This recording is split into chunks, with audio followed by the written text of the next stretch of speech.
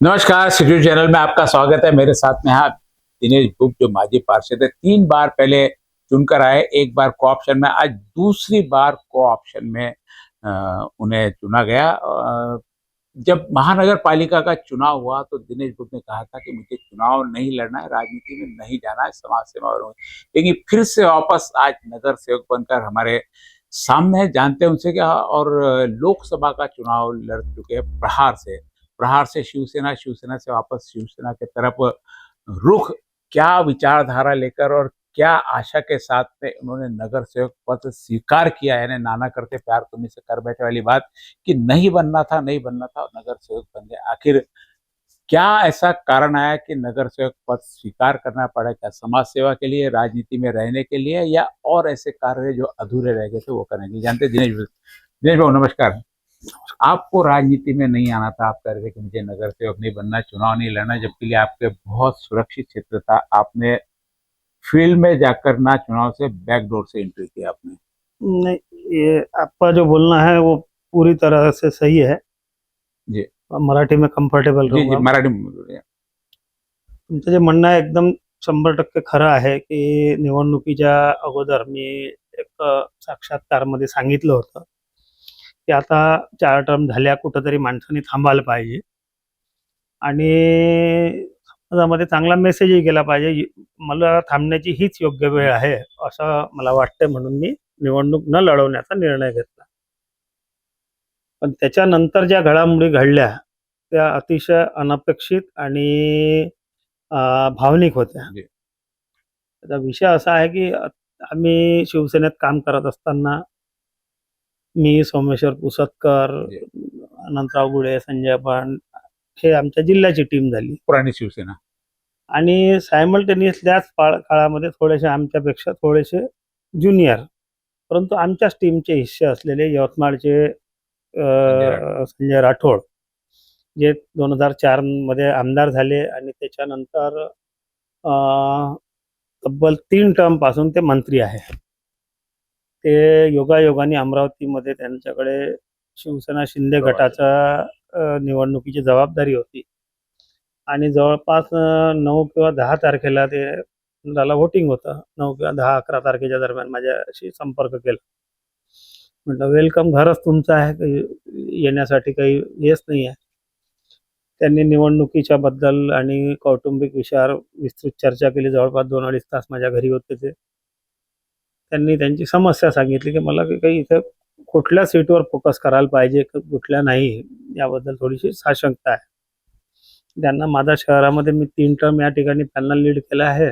मला अभ्यास होता, मी त्यांना योग्य मदत केली आणि त्याच्यानंतर थेट रिझल्ट लागले. रिझल्टमध्ये 3 मेंबर शिंदे सेनेचे आले, 2 उद्धव बाळासाहेब ठाकरे सेनेचे आले आणि 3 मेंबर BSPचे आले आणि या सगळ्यांनी आपापले गट रजिस्टर करून टाकले. महापौराची निवडणूक संपन्न झाली. योगायोग असा आहे की शिंदे सेनेमधले प्रशांत जाधव आणि मंजुषा जाधव, त्यापैकी प्रशांत जाधव हे माझे वर्गमित्र. डॉक्टर तायडे हे अनेक वर्षापासून शिवसेनेत असल्यामुळे वेळोवेळी 2-3 टर्म तिकिटा त्यांना मी शहर प्रमुख असताना देण्यात आल्या, असे त्यांच्याशी संबंध. BSP मधील जे इस्माईल लालू आले आहे, ते कदाचित तुम्ही ओळखता, केशरभाई लाहोटीमध्ये तुम्ही पॅनल लीड करत होते. तर माझा केशरभाई लाहोटीचा वर्गमित्र आणि इकडे पंजाबराव तायवाळे आणि संजय गव्हाळे हे माझे जवळचे कार्यकर्ते. तर हे सगळे जेव्हा केमिस्ट्री जुळली, बस यांना 2 वर, यांना 3 वर काही सभागृहामध्ये व्हॅल्यू नाही आहे. तसाच संजय राठोडना सांगितलं, म्हटलं यांची एक केमिस्ट्री करा, या सगळ्यांना न्याय भेटेल. म्हणे भाऊ तुम्हीच करा म्हणे. त्यांची केमिस्ट्री करून टाकली. मग याच्यावर म्हणे एक कॉप द्याते. म्हटलं हो. संजय राठोड म्हणे हे इथं तुम्हालाच जावं लागतं. म्हटलं माझी निवृत्ती जाहीर केली आहे, मी योग्य उमेदवार देतो, त्याच्यावर तुम्ही फोकस करा. तर हा एपिसोड चालला 2-3 दिवस. त्यांनी शिंदे साहेबांशी चर्चा केली. शिंदे साहेब म्हणे हा मला माझ्यासोबत पाहिजे. म्हटलं मी एका अटीवर हे स्वीकारतो की येथील जळणघडणीचा जो भाग आहे आणि शिवसेना ही असो का ती, हम्म, शिवसैनिकांसाठी दोन्ही सारखे आहे बरोबर. आणि ह्याच्यात मरण होऊन राहिलं शिवसेनेचं. म्हटलं एक प्रयोग करून पाहू, दोन्ही शिवसेना एकत्र येते का एखाद्या शिवसैनिकासाठी. हम्म. कर्मधर्म संयोगाने उद्धव बाळासाहेब ठाकरेचे जे नेते अरविंद सावंत यांच्याशी चर्चा केली. त्यामुळे तुझ्यासाठी आहे का म्हणे, तर मला काही प्रॉब्लेम नाही, दुसऱ्यासाठी नाही आहे म्हणे. म्हणजे तर दोघे शिवसेना आणि बीएसपी हा आणि हे जे 35 30 वर्षा पहिलेचे जे संबंध आहे त्यांच्यामुळे ही केमिस्ट्री झालेली आहे. याच्यामध्ये श्रेय जर द्यायचं झालं तर संजय राठोड, शिंदे साहेब, अरविंद सावंत साहेब, अमरावतीचे सुधीर सूर्यवंशी, पराग गुडदे, अनंतराव गुडे यासारखे लोक ज्यांनी या गोष्टीला अदरवाईज घेतलं नाही. बीएसपीचे लोक ज्यांना न्याय मिळाला, ज्यांच्या पदाधिकाऱ्यांना जेव्हा सांगितलं की बघ याच्यामुळे तुम्हालाही प्रतिनिधित्व मिळेल, आणि शिंदे गटाचे या ठिकाणचे सर्व पदाधिकारी यांनी कोणीही या गोष्टीवर ऑब्जेक्शन घेतलं नाही किंवा त्याच्यावर कुठली रिॲक्शन दिली नाही. त्याच्यामुळे हे सुरळीत झालेलं आहे. आता कोणी त्याच्यावर हे मी घडून आणलं, या अमुक समुदायाला न्याय दिला, हे केलं ते दिलं, हे जे म्हणत आहे ते साफ चुकीचं आहे. याच्यामध्ये जर झालं असेल तर ज्यांच्या रक्तामध्ये शिवसेना आहे, ज्यांचे शिवसैनिक आहे, ही मंडळी सोबत आली आणि आमचे जुने जे संबंध होते बीएसपीचे जे लोक निवडून आले त्या लोकांनी पूर्वापार अमरावतीमध्ये काम पाहिलेलं आहे माझं. त्या सगळ्या गोष्टींना मिळून हे सगळं झालेलं आहे.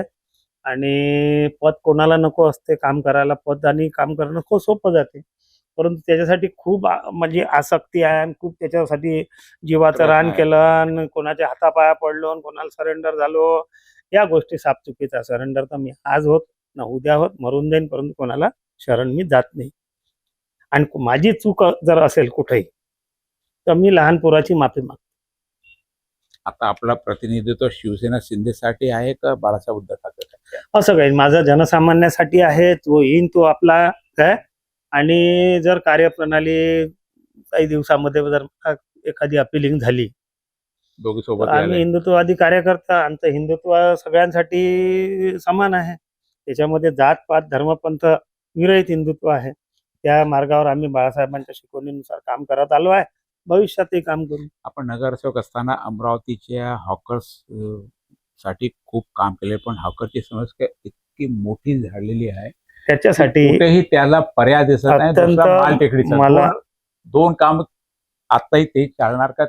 ते सोडून माल टेकडी उर्फ आता शिवगड नाव झालं आहे त्याचं. कर्मधर्म संयोगाने दृष्ट लागावे असं त्या ठिकाणी ते स्मूथली चालू आहे. ते अतिशय क्रिटिकल काम होतं. ही अत्यंत क्रिटिकल काम आहे आणि मी कोणी मानो ना मानो मी स्वतःला क्रिटिकल केअर युनिट मानतो.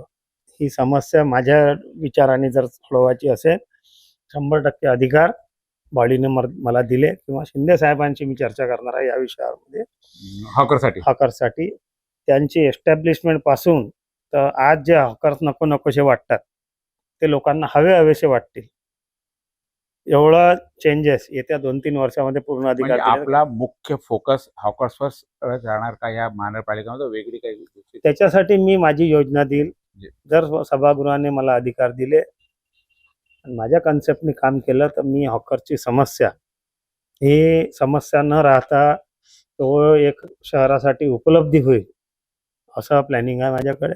ते मी करू शकतो. आपण ज्या प्रभागात राहतात सर्वात मोठा प्रॉब्लेम पार्किंगचा आणि ट्रॅफिकचा आहे ना. त्यासाठी काही नियोजन कॉर्पोरेशन आहे मला ते अधिकार मी 6 महिन्यात अधिकार म्हणजे अधिकार म्हणजे मागू आपण त्याच्यासाठी प्रयत्न करू.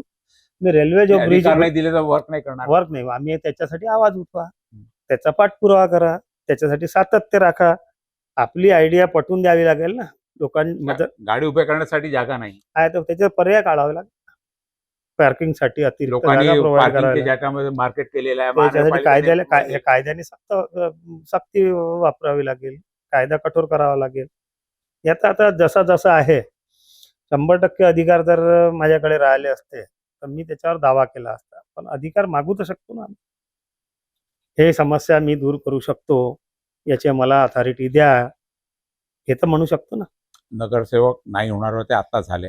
आता काय एक तो हॉकरचा प्रोग्राम झाला, हम्म. दुसरा काय असं मुख्य मोठं काय आपलं की हे आपल्याला करावं खूप लागेल प्रलंबित नगरसेवक म्हणून? आता प्रकरणं तो नव्हते म्हणून आपल्या मुक्त होते काही आता करायचं, आहे. आता लिमिटेशन आली. 5 वर्ष दिले आहे, नियतीने दिले आहे, गणपती बाप्पानी दिले आहे, संजीव भाऊनी दिला आहे, शिंदे साहेबांनी दिला आहे, सुधीर भाऊनी दिला आहे.